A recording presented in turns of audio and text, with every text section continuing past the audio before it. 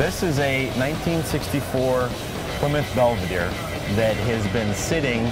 It's a virtual time capsule, been sitting for about 35 years. We discovered the car through a friend of a friend, one of those long stories. A guy had it sitting in a barn, somebody knew about it. We contacted the guy, got the car, met him out in Wyoming, brought it back home. It was not in exactly the shape you see today. We had to do a couple of things, but we left it in its preserved state as much as we could. We had to fix the brakes, we had to tweak a couple of things in the motor, put a seat in it, put a windshield in it, but other than that, it was a bunch of elbow grease, buffing, shining up, and it's what you see today. It is a factory aluminum front end Max Wedge car with 1,100 miles on it. Unbelievable. It had been street raced a little bit and mostly drag raced.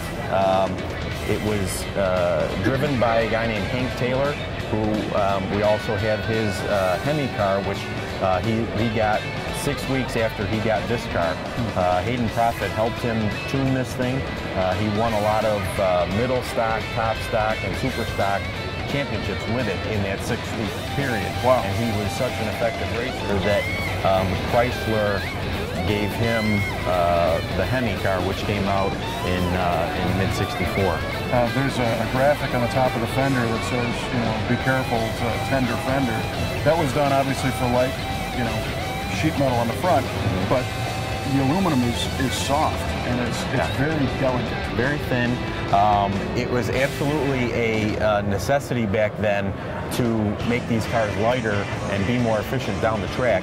And you'll see a lot of those types of graphics, tender fender, hands off, kind of gives that era feel when you see that, because people back then wanted people to be aware of the fact that it was an aluminum piece, and it was as rare as it was.